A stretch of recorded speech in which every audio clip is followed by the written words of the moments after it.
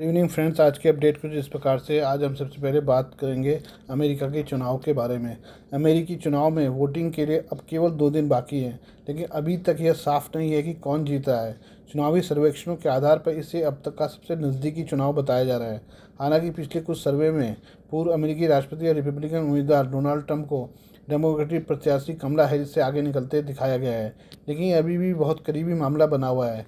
विशेषज्ञों का कहना है कि चुनाव में विजेता कौन होगा इसका फैसला वोटरों का टर्नआउट पर निर्भर करेगा। चुनाव को लेकर लेटेस्ट गैलप पोल के अनुसार इस बार आधे से अधिक 54% मतदाताओं के 5 नवंबर को वोटिंग की तारीख से पहले ही मतदान किए जाने की उम्मीद है। ये 2020 के 64% चुनाव पूर्व वोटिंग से कम है। यह बताता है कि इस बार अधिक मतदाता व्यक्तिगत रूप से अपने मत का प्रयोग कर सकते हैं या फिर मतदान नहीं करेंगे। बार इलान विश्वविद्यालय में अंतर्राष्ट्रीय संबंधों की प्रोफेसर आइटन गिलोबोआ का मानना है कि यह हाल के दशकों का सबसे नज़दीकी अमेरिकी चुनाव है। उन्होंने कहा, दोनों उम्मीदवार बहुत अलोकप्रिय हैं। खास बात यह है कि मतदाता इस बार किसी के पक्ष में नहीं है, बल्कि किसी के खिलाफ मतदान कर रहे हैं। जब आप किसी के खिलाफ मतदान करते हैं तो यह फ़र्क नहीं पड़ता कि दूसरी तरफ कौन है। यहूदी पीपल्स पॉलिसी इंस्टीट्यूट JPPI के सर्वे में पाया गया कि 63% अमेरिकी यहूदी हैरिस को वोट देने की योजना बना रहे हैं। हालांकि यह 2020 में बाइडेन की तुलना में यहूदी समुदाय के समर्थन में गिरावट को दिखाता है। 24% यहूदी ट्रंप को वोट देने की योजना बना रहे हैं, जिसमें 95% ट्रंप के इजराइल समर्थक रुख से प्रभावित हैं। इन समर्थकों में 90% का मानना है कि ट्रंप प्रशासन अमेरिका इजराइल संबंधों को मजबूत करेगा। 56% अमेरिकियों को लगता है कि मौजूदा बाइडेन प्रशासन इसराइल का पर्याप्त समर्थन नहीं करता है। हालांकि सर्वेक्षण बताता है कि अधिकांश हैरिस समर्थकों के लिए इसराइल प्रमुख मुद्दा नहीं है। केवल 1/3 ने इसे मतदान मुद्दे के रूप में सूचीबद्ध किया है। अमेरिका में मुस्लिम समुदाय ऐतिहासिक रूप से डेमोक्रेट समर्थक रहा है। हालांकि इस बार वह भी कमला हैरिस से दूर जा रहा है। ऐसा पहली बार हुआ है जब मिशिगन की council on American Islamic relation के किसी डेमोक्रेटिक उम्मीदवार का समर्थन नहीं किया है। मिशिगन में देश की सबसे बड़ी अरब अमेरिकी आबादी रहती है। यहाँ 2.5 लाख मुस्लिम हैं, जिनमें आधे वोट देने के योग्य हैं। राइटर्स की हालिया रिपोर्ट के अनुसार यहाँ मिश्रित प्रतिक्रिया देखी गई है। कुछ लोग वोट नहीं देने की योजना बना रहे हैं और अन्य का झुकाव ट्रंप की ओर देखा गया है। आइए हम बात करें चीन की। चीन को अपनी आर्थिक राजधानी शंघाई पर हमले का डर सता रहा है। इस कारण चीनी सेना शंघाई को बचाने का अभ्यास कर रही है। इस अभ्यास में चीनी वायुसेना और नौसेना भी शामिल है। चीन को आशंका है कि अगर युद्ध की स्थिति बनती है तो उसका कट्टर दुश्मन जापान सबसे पहले शंघाई पर हमले की कोशिश करेगा। ऐसे में चीनी सेना यह देखना चाहती है कि जापान के लड़ाकू विमान एयर डिफेंस सिस्टम को चकमा देकर कितने करीब आ सकते हैं। चीनी सैन्य शोधकर्ताओं का कहना है कि उन्होंने इस परिदृश्य को आजमाया है, जिसके मिश्रित परिणाम मिले हैं। कंप्यूटर सिमुलेशन के उनके 10 दौर में पाया गया कि स्टेल्थ लड़ाकू विमानों को केवल कुछ भूमि आधारित रडार द्वारा 180 किलोमीटर 110 मील दूर से पता लगाया जा सकता है। इसका मतलब यह होगा कि अमेरिकी जापानी F-22 या F-35 स्टेल्थ लड़ाकू विमानों को ज़मीनी हमले के लिए सटीक हमला करने वाले गाइडेड बमों का उपयोग करने के लिए आवश्यक 24 किलोमीटर की सीमा में आने से पहले ही पता लगा लिया जाएगा। चीनी विशेषज्ञों का मानना है कि F-35 बड़ी और लंबी दूरी की ज़मीनी हमला मिसाइलों का उपयोग करने के लिए बीस्ट मोड में प्रवेश कर सकता है, लेकिन ऐसा करने पर वो अपनी स्टेल्थ क्षमताओं को खो देगा। इसलिए इसे बहुत दूर से भी पता लगाया जा सकता है। सिमुलेशन में पाया गया कि बिना स्टेल्थ क्षमताओं वाले विमानों को 450 किलोमीटर की दूरी से भी पता लगाया जा सकता है, लेकिन F-35 900 किलोमीटर की ज़्यादा रेंज की वाली क्रूज मिसाइलें भी ले जा सकता है। जापान शंघाई से सबसे नज़दीकी बिंदु पर लगभग 800 किलोमीटर दूर है। ये simulation people liberation army, national defence university के कॉलेज ऑफ जॉइंट ऑपरेशन और बीजिंग में स्टेट की लेबोरेटरी ऑफ इंटेलिजेंस गेम द्वारा किए गए थे। प्रोजेक्ट इंजीनियर काओ वेई के नेतृत्व वाली टीम ने अक्टूबर में यांगजाओ जिंग्यासू में आयोजित 36वें चीन सिमुलेशन सम्मेलन में जारी एक पेपर में अपने परिणामों की रिपोर्ट की। ऐसा पहली बार है जब चीनी सेना PLA ने एक प्रमुख चीनी शहर से जुड़े युद्ध के खेल के परिणामों को सार्वजनिक किया हो। शोधकर्ताओं ने यह निर्दिष्ट नहीं किया कि परिदृश्य में विमानों का संचालन कौन कर रहा था, क्योंकि अमेरिका और जापानी दोनों सेनाओं के पास इस क्षेत्र में स्टेल्थ विमान है। स्टेल्थ फाइटर जेट के बारे में विवरण अत्यधिक संवेदनशील जानकारी मानी जाती है और अमेरिकी सेना ने कभी यह खुलासा नहीं किया है कि उसके F-22 और F-35 बिना पता लगाए लक्ष्य के कितने करीब पहुंच सकते हैं। एयर डिफेंस सिस्टम के बारे में भी जानकारियों को गुप्त रखा जाता है, यहाँ तक कि चीनी सेना के भीतर भी इसकी सभी शाखाएं रडार की क्षमताओं से परिचित नहीं हैं। कंप्यूटर सिमुलेशन के लिए काओ की टीम ने युद्ध के खेलों में रडार सिस्टम पर रियल टाइम डेटा को लक्ष्य का पता लगाने वाली अधिकतम दूरी और चेतावनी समय में बदलने के लिए एक एल्गोरिथम विकसित किया। उन्हें कहा कि सिमुलेशन के परिणाम थोड़े दकियानुसी हो सकते हैं क्योंकि वे संगाई की रक्षा के लिए केवल 3 रडार कुछ औसत स्तर पर काम कर रहे हैं के उपयोग पर आधारित थे। कई चीनी नौसैनिक जहाज स्टेल्थ रडार से लैस हैं, जबकि वायुसेना अवाक्स या airborne warning and control system aircraft के नाम से जाने जाने वाले शक्तिशाली रडार विमानों को इस्तेमाल करती है। अंतरिक्ष में कई चीनी पृथ्वी अवलोकन उपग्रहों से भी स्टेल्थ लड़ाकू विमानों को पता लगाने और उन्हें ट्रैक करने की क्षमता है। शोधकर्ताओं ने नोट में कहा कि अगर उनके वॉर गेम में अन्य डिटेक्शन प्लेटफॉर्म शामिल किए गए होते तो परिणाम अलग हो सकते थे। यह तब हुआ जब अमेरिकी सेना जापान में अपने F-22 के बेड़े का विस्तार कर रही है। इस तैनाती को चीन में उच्च मूल्य वाले लक्ष्यों को लक्षित करने के लिए एक रणनीतिक कदम के रूप में देखा जा रहा है।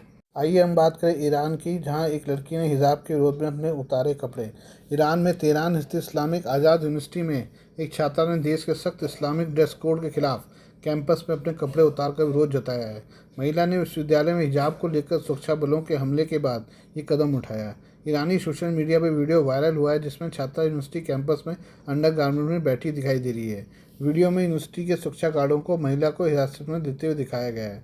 बाद में यूनिवर्सिटी के एक अधिकारी ने छात्रा की गिरफ्तारी की पुष्टि की है। यूनिवर्सिटी के प्रवक्ता आमिर महजाब ने एक्स पर कहा कि पुलिस स्टेशन पर यह पाया गया कि वह गंभीर मानसिक दबाव में थी और मानसिक समस्या से जूझ रही थी। हालांकि सोशल मीडिया पर यूजर्स ने दावा किया कि महिला का एक्शन जानबूझकर किया गया विरोध था।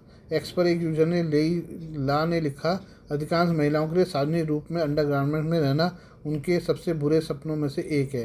यह अनिवार्य हिजाब पर मूर्खतापूर्ण आग्रह की प्रतिक्रिया है। महिला के साथ क्या हुआ इस बारे में जानकारी नहीं आई है, लेकिन रॉयटर्स ने सूत्रों के हवाले से बताया कि जांच के बाद संभवत उसे मानसिक अस्पताल में भेज दिया जाएगा। ईरान इंटरनेशनल की रिपोर्ट के मुताबिक टेलीग्राम पर एक छात्र समूह आमिर कबीर न्यूज़लेटर ने घटना का विवरण दिया है। इसमें बताया कि छात्रा को सिर्फ स्कार्फ न होने के बाद सुरक्षा बलों ने परेशान किया और उसके कपड़े फाड़ दिए थे। इसके बाद छात्रा ने अपने कपड़े खुद ही उतार दिए। इसमें आगे बताया गया कि छात्रा को गिरफ्तारी के दौरान गंभीर शारीरिक हमलों का सामना करना पड़ा। उसका सिर या तो कार के दरवाजे या खंभे से टकराया, जिससे उसे काफ़ी खून बह रहा था। कार के टायरों पर छात्रा के खून के धब्बे देखे गए हैं। सितंबर 2022 में हिजाब उल्लंघन के लिए पुलिस हिरासत में हुई महसा अमीन की मौत के बाद से ईरान में महिलाओं ने लगातार प्रदर्शन करते हुए पर्दे को हटाकर विरोध जताया है। इसके जवाब में कट्टरपंथी इस्लामिक सरकार सख्त ड्रेस कोड के लिए हिंसक तरीका अपना रही है। आइए हम बात करें इसराइल की। इसराइल ने जहां लेबनान के उत्तर पूर्वी खेतियर गांवों में दर्जनों भीषण हवाई हमलों में 52 लोगों की मौत के घाट उतार दिया, वहीं लेबनान से भी रॉकेटों से इसराइल पर हमलों में 11 लोग घायल हो गए हैं।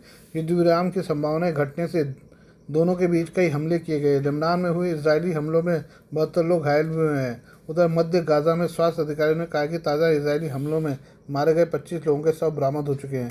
सितंबर के बाद से इजरायली बलों और लेबनानी हिजबुल्लाह समूह के बीच लड़ाई के बीच युद्ध विराम का अमेरिकी दबाव भी फीका पड़ चुका है। इसराइल के टीरा शहर में लेबनान से छोड़े गए रॉकेट गिरे। एक इमारत के बाहर कुछ बच्चे और महिलाएं चिल्लाते हुए दिखे। यह इमारत के भीतर कई लोग थे, जिनसे 11 लोग घायल हुए हैं। हिजबुल्लाह ने कहा था कि उसने तेल अवीव के बाहर ही इलाके में एक सैन्य अड्डे को निशाना बनाया था। इजरायली सेना ने शनिवार को कहा कि उसने टायर क्षेत्र में हिजबुल्लाह कमांडर मीन मूसा एज अल-दीन और संगठन के तटीय क्षेत्र के तोपखाने गठन के कमांडर हसन माजिद दीप को मार गिराया। इसराइल ने उत्तरी गाजा में शेख प्राथमिक स्वास्थ्य केंद्र पर हमला किया। इस हमले में मानवीय ठहराव के दौरान 4 बच्चों सहित 6 लोग घायल हो गए। इसराइल के इस हमले पर विश्व स्वास्थ्य संगठन WHO ने निंदा की है। WHO के महानिदेशक टेड्रोस एडनाम गेब्रेयस ने सोशल मीडिया पर पोस्ट करते हुए लिखा कि हमें एक बेहद चिंताजनक रिपोर्ट मिली है कि उत्तरी गाजा में शेख रादवान प्राथमिक स्वास्थ्य देखभाल केंद्र पर आज उस समय हमला किया गया जब माता पिता अपने बच्चों को जीवन रक्षक पोलियो टीकाकरण के लिए ला रहे थे, ऐसे क्षेत्र में जहां टीकाकरण को आगे बढ़ाने के लिए मानवीय ठहराव पर सहमति बनी थी। ईरान के सर्वोच्च नेता आयतुल्ला अली खामनेई ने इसराइल तथा अमेरिका को करारा जवाब देने की धमकी दी है। उन्होंने एक वीडियो में कहा, शत्रु चाहे यहूदी शासन हो या अमेरिका, वो ईरान के लिए जो कर रहे हैं उसका करारा जवाब निश्चित रूप से मिलेगा। उन्होंने धमकी में हमले का समय या दायरे के बारे में कुछ नहीं बताया। संभव है कि मंगलवार को अमेरिकी राष्ट्रपति चुनाव से ठीक पहले ईरान पश्चिम एशिया को क्षेत्रीय संघर्ष में उलझाए। इजरायली नौसेना ने उत्तरी लेबनान में एक ऑपरेशन के दौरान हिजबुल्लाह के वरिष्ठ नौसैनिक बल के कमांडर इमाद अहमाज को पकड़ लिया। ये रिपोर्ट के अनुसार इजरायली नौसेना सील ने शुक्रवार शनिवार की मध्य रात्रि उत्तरी लेबनान के बटरुअन में चलाए गए एक ऑपरेशन में यह कामयाबी हासिल की है। आइए हम बात करें एयरलाइंस को बम की धमकी देने के बारे में। बीते दिनों में एयरलाइंस को बम की धमकी देने की घटनाओं में ज़बरदस्त इजाफा देखा गया है। आलम यह था कि एक दिन में 30 से ज़्यादा विमानों को बम से उड़ाने की धमकी दी गई। हालांकि यह सब महज अफवाह साबित हुई। अब महाराष्ट्र पुलिस ने इस मामले में बड़ी कार्रवाई करते हुए अलग अलग एयरलाइंस, प्रधानमंत्री कार्यालय और अन्य सरकारी अफसरों को बम की झूठी धमकी देने के मामले में एक शख्स को नागपुर से गिरफ्तार किया है। बताया गया कि गिरफ्तार किए गए शख्स को 2021 में भी एक ऐसे ही मामले में गिरफ्तार किया गया था। नागपुर पुलिस के डीसीपी लोहित मतानी ने कहा कि गिरफ्तार किए गए शख्स का नाम जगदीश उइके है। उसकी उम्र 35 वर्ष है। पुलिस के मुताबिक आरोपी को आतंकवाद पर एक किताब लिखने के लिए जाना जाता है। पुलिस ने उसके मोबाइल फ़ोन और लैपटॉप जब्त किए हैं। इन्हीं के जरिए उस उइके ने कथित तौर पर धमकाने वाले संदेश भेजे। पुलिस को शक है कि उइके का मकसद असल आतंकवाद से जुड़ा नहीं था, बल्कि वो सिर्फ लोगों का ध्यान आकर्षित करने के लिए पब्लिसिटी स्टंट कर रहा था। पुलिस ने बताया कि इस साल जनवरी की शुरुआत में ही उइके ने कई ईमेल भेजने शुरू किए, जिनमें अलग अलग जगहों पर बम रखने की धमकी दी। इसके बाद 25 अक्टूबर से 30 अक्टूबर के बीच ही उसने भारत में 30 से ज़्यादा जगहों पर बड़े धमाकों की धमकी दी।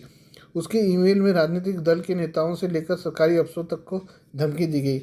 इनमें रेलवे मंत्री अश्विनी वैष्णव से लेकर महाराष्ट्र के उप मुख्यमंत्री देवेंद्र फडणवीस तक का नाम था। नागपुर पुलिस ने उइके को आतंकी हमले की धमकी वाले ईमेल मिलने के बाद उसके आईपी एड्रेस के जरिए ट्रैक कर लिया। उसके एक ईमेल में अलग अलग एयरलाइन कंपनियों के 31 विमानों को हाईजैक करने से जुड़ी धमकी भी शामिल थी। इसके अलावा उसने यह भी धमकी दी कि भारत के 6 एयरपोर्ट्स पर जैश ए मोहम्मद आतंकी गुट की नज़र है। उइके के इन्हीं संदेशों के चलते अधिकारियों को एयरपोर्ट पर सीआईएसएफ की सुरक्षा बढ़ानी पड़ी और सुरक्षा अलर्ट जारी करना पड़ा। Please do like, share and subscribe this channel of mine, news, views and analysis by Prakash.